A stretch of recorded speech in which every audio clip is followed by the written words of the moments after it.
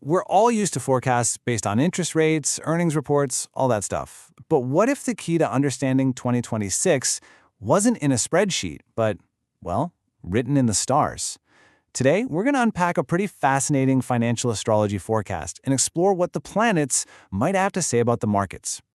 Okay, so right off the bat, let's just get this out of the way. The source material itself puts it perfectly.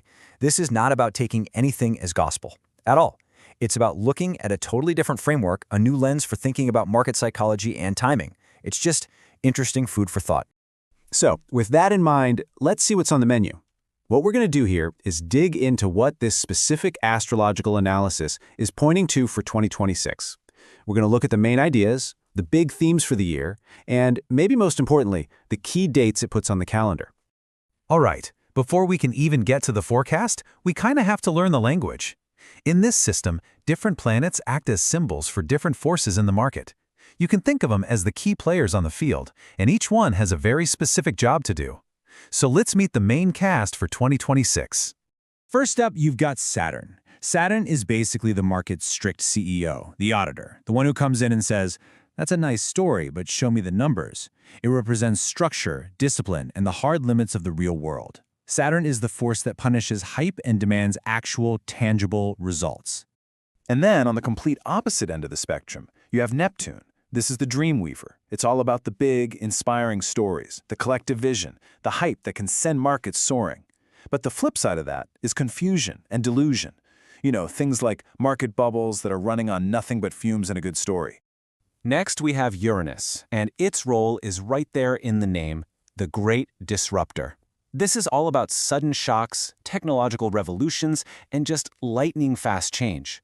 When Uranus is a big factor, you can bet the pace of everything, especially information and innovation, is going to speed way, way up. And rounding out our group is Jupiter, the Great Expander. Jupiter's job is really simple. It just makes things bigger. It amplifies whatever it touches. Now, for 2026, the analysis notes that Jupiter is going to be amplifying themes of safety and security, things like housing, infrastructure, stuff that feels close to home. So now we know the players. What's the big story they're telling for 2026? Well, according to this analysis, it is a massive year of disruption. We're talking about a year where the entire narrative that's driving the market fundamentally changes. And this right here is the headline event. The whole year supposedly revolves around a rare meeting between Saturn and Neptune. You've got the Dreamweaver, Neptune, colliding head-on with the reality check, Saturn. It's the moment where all that market idealism and hype runs smack into the wall of reality. So what does that collision actually look like? Well, it's a shift from an old narrative, what's described here as water and earth, which is all about things like endless money printing and digital escapism, and we move to a new narrative of fire and air, which suggests a much faster, more competitive market that's all about speed, information, and networks.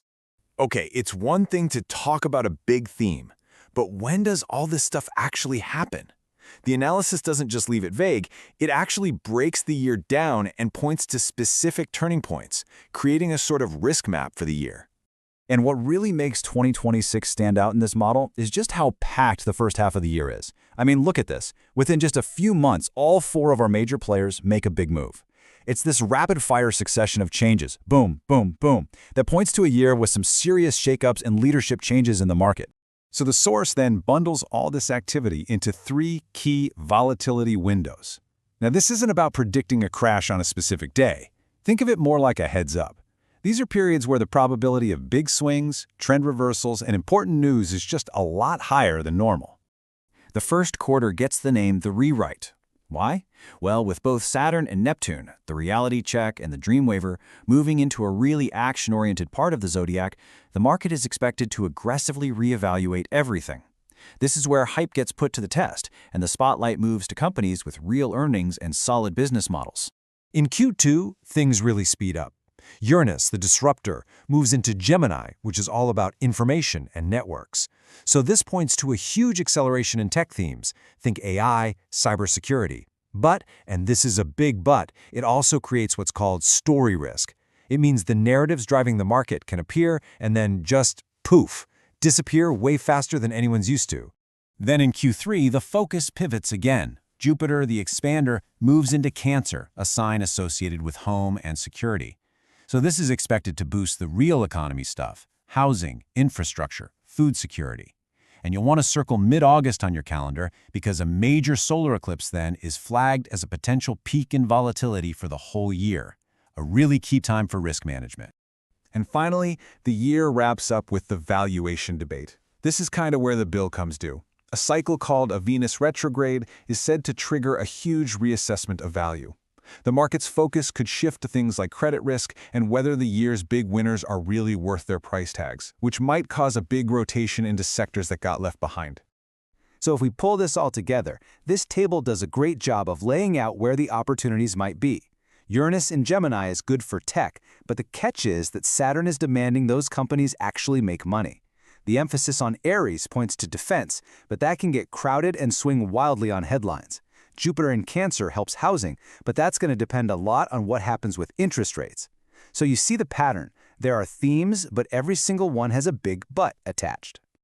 Okay, so you're probably sitting there thinking, this is all very interesting, but what am I supposed to do with this? What is the practical use of all this information? Well, the source material is actually very clear on this point. Let's be super clear. This is not a crystal ball. It is not designed to give you an exact price target on a stock. It's meant to be used as a risk calendar, a tool to help you improve your timing awareness, to get a sense of when volatility might spike, when leadership could change, and when the whole psychology of the market might be about to shift. And really, it all boils down to this one idea. The analysis suggests 2026 is going to be a fast, choppy year. The real advantage won't come from reacting to every single headline. It'll come from being prepared for these potential turning points ahead of time. It's about having a plan. Which leaves us with one last question to chew on. Is a framework like this a genuine map to what the future holds for markets? Or is it something else entirely? Maybe just a new language, a different kind of metaphor for trying to make sense of the chaos and anxiety that's always part of the market. Well, that's the food for thought we'll leave you with.